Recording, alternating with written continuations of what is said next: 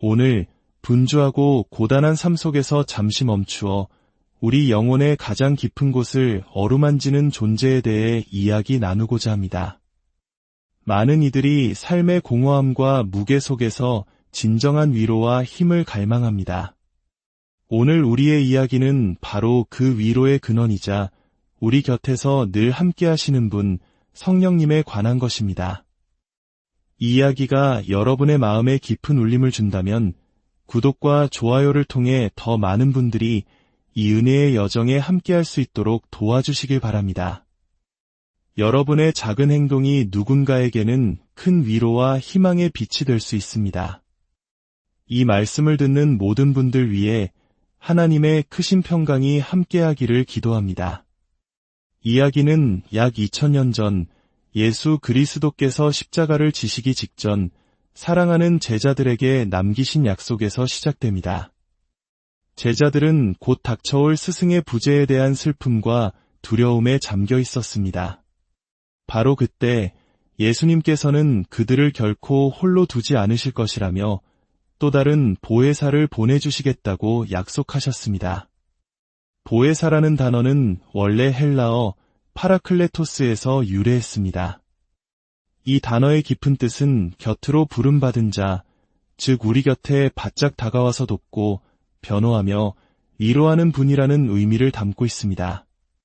슬픔에 잠긴 이의 어깨를 감싸 안는 친구처럼 길 잃은 이의 손을 잡아주는 안내자처럼 우리 삶의 모든 순간에 함께하며 도우시는 분, 그분이 바로 성령님이십니다.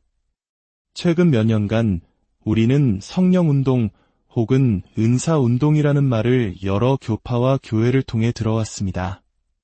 어떤 이들은 이를 교회의 부흥이나 갱신으로 이해하고 또 다른 이들은 방언이나 치유와 같은 특별한 은사를 그 증거로 여기기도 합니다. 이러한 다양한 해석의 차이를 오늘 이 자리에서 모두 다루기는 어렵습니다.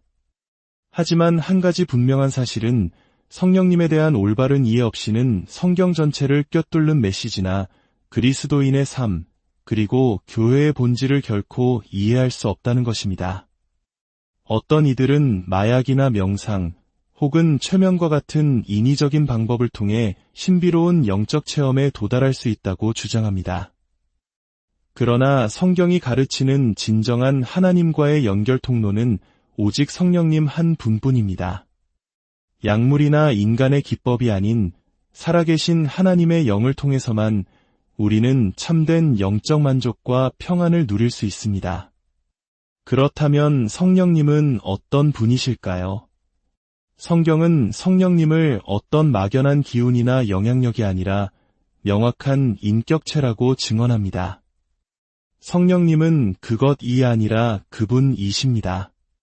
성령님은 생각하고 느끼고 말씀하시며 우리와 교감하시는 인격적인 하나님이십니다. 성경의 오래된 번역본에서는 성령을 성신으로 표현하기도 했습니다.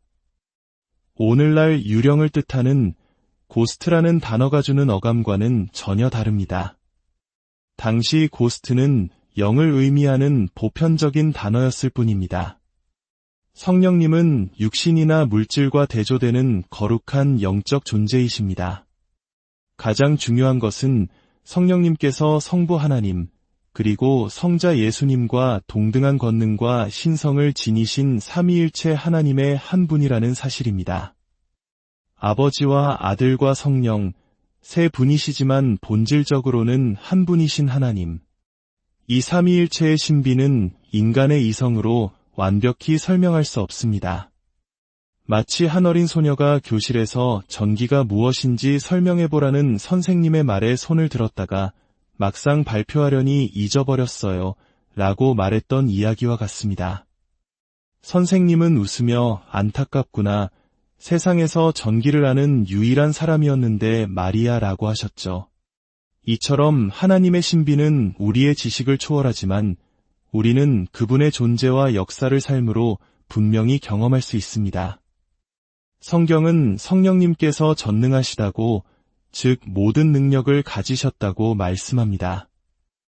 구약의 미가 선지자는 오직 나는 여호와의 영으로 말미암아 능력으로 충만해졌다고 고백했습니다. 또한 성령님은 무소부재하십니다. 즉, 동시에 모든 곳에 존재하십니다. 시편 기자는 내가 주의 영을 떠나 어디로 가며 주의 앞에서 어디로 피하리이까 라고 노래했습니다. 우리가 지구 반대편의 외딴 섬으로 도망친다 해도 그곳에도 성령님은 함께 계십니다. 그렇기 때문에 우리가 죄를 지었을 때 마음속 깊은 곳에서 울리는 죄책감, 그 양심의 가책은 바로 우리와 함께 하시는 성령님께서 우리가 잘못된 길을 가고 있음을 깨닫게 하시는 사랑의 신호인 것입니다. 성령님께서는 진리이신 예수 그리스도를 증언하십니다. 인위적인 방법으로 영적인 상태에 이르려는 것은 마치 작동하지 않는 텔레비전을 발로 차서 켜려는 것과 같습니다. 일시적인 흥분이나 기쁨을 얻을 수는 있겠지만 그것은 결코 영원하지 않습니다. 그러나 성령님께서 주시는 기쁨과 평안은 다릅니다. 그것은 우리가 인생의 가장 낮은 골짜기를 지날 때조차 우리를 일으켜 세우는 진정한 힘이며 영원한 만족입니다. 성령님께서 하시는 가장 중요한 사역 중 하나는 바로 우리에게 새 생명을 주시는 일입니다. 성경은 우리가 하나님을 떠나 죄 가운데 있을 때 영적으로 죽은 자와 같다고 말합니다. 육신은 살아 숨쉬지만 우리의 영혼은 하나님과의 관계가 단절되어 죽어있는 상태입니다. 죽은 자에게 가장 필요한 것은 무엇일까요? 바로 생명입니다. 성령님께서는 죽은 우리의 영을 다시 살리시는 일을 하십니다. 예수님께서는 사람이 거듭나지 아니하면 하나님의 나라를 볼 수 없느니라고 말씀하셨습니다. 거듭난다는 것은 단순히 좋은 사람이 되겠다고 결심하는 것을 넘어 이로부터 태어나는 것, 즉 하나님의 성령으로 말미암아 완전히 새로운 피조물로 다시 태어나는 것을 의미합니다. 한때 이 거듭남이라는 표현이 유행처럼 번져 중고차 광고에까지 쓰이며 그 본래의 깊은 의미가 퇴색되기도 했습니다. 그러나 그 본질적인 의미는 변하지 않습니다. 신학 교수이자 당대 최고의 종교 지도자였던 니고데모에게조차 예수님께서는 내가 반드시 거듭나야 하겠다고 말씀하셨습니다. 종교적인 열심이나 지식만으로는 충분하지 않다는 것입니다. 오직 성령님께서 우리 안에 들어오셔서 새 마음과 새 영을 주실 때 우리는 비로소 하나님의 자녀로 살아갈 수 있게 됩니다. 그리스도를 영접하는 순간 성령님께서는 우리 안에 거하시며 우리 몸을 당신의 성전으로 삼으십니다. 그분은 우리가 그리스도인답게 살도록 도우시고 복음을 전할 수 있는 초자연적인 능력을 부어주십니다. 설교자가 말씀을 선포할 때 나타나는 힘, 성도들이 삶의 현장에서 예수님을 증거할 때 나타나는 담대함, 이 모든 것이 바로 성령님의 능력입니다. 복음 그 자체에는 세상을 변화시키는 하나님의 능력이 내재되어 있습니다. 또한 성령님께서는 우리 삶의 아름다운 성령의 열매를 맺게 하십니다. 그것은 바로 사랑과 기쁨, 화평과 오래 참음, 자비와 선함, 믿음과 온유, 그리고 절제입니다. 이 9가지 열매는 다름 아닌 예수 그리스도의 성품 그 자체입니다. 우리 자신의 힘으로는 결코 이런 삶을 살아낼 수 없습니다. 우리는 쉽게 넘어지고 실패합니다. 로마서 7장은 인간의 의지로 거룩하게 살려고 몸부림치지만 결국 죄 앞에서 좌절하는 한 인간의 처절한 독백을 담고 있습니다. 하지만 바로 다음 장인 로마서 8장으로 넘어가면 분위기는 완전히 바뀝니다. 로마서 8장에는 성령이라는 단어가 무려 19번이나 등장하며 패배가 아닌 승리를 선포합니다. 우리의 연약함에도 불구하고 우리 안에 계신 성령님을 통해 우리는 죄를 이기고 승리하는 삶을 살 수 있습니다. 성령님은 우리 삶의 문을 여시고 닫으시며 우리를 가장 선한 길로 인도하십니다. 그분은 우리에게 무엇을 말해야 할지 가르치시고 우리가 가야 할 길을 보여주십니다. 그리고 성령님의 모든 사역의 중심에는 언제나 예수 그리스도가 계십니다. 성령님은 결코 자기 자신을 드러내지 않으십니다. 만약 누군가가 예수님에 대해서는 말하지 않고 오직 성령, 성령만을 외친다면 그것은 성령님의 참된 역사가 아닐 가능성이 높습니다.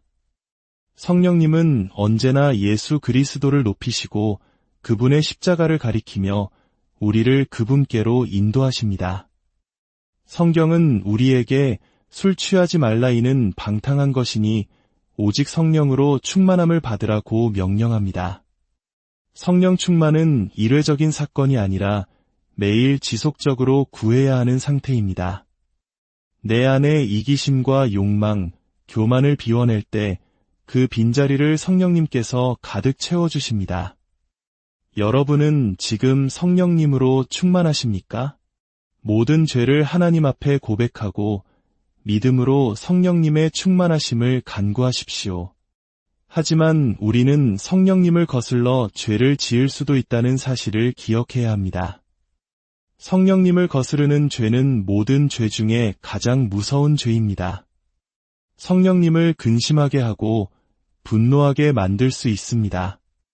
이스라엘 백성들이 광야에서 계속해서 하나님께 불순종했을 때 성경은 그들이 주의 성령을 근심하게 하였으므로 그가 돌이켜 그들의 대적이 되셨다고 기록합니다. 하나님의 영이 우리의 적이 된다면 이보다 더 끔찍한 일이 어디 있겠습니까? 우리는 성령님을 속일 수도 있습니다. 사도행전에 나오는 아나니아와 삽비라 부부는 자신의 소유를 판값의 일부를 숨기고는 전부를 바친 것처럼 이선적인 행동을 했습니다. 베드로는 그들에게 내가 사람에게 거짓말한 것이 아니요 하나님께로다 라고 책망했습니다. 그들은 그 자리에서 목숨을 잃었습니다. 이선은 성령님을 속이는 무서운 죄입니다. 또한 우리는 성령님을 시험할 수 있습니다. 어떤 무신론자가 시계를 보며 만약 신이 있다면 1분 안에 나를 벼락 쳐 죽여보라고 외쳤던 이야기가 있습니다.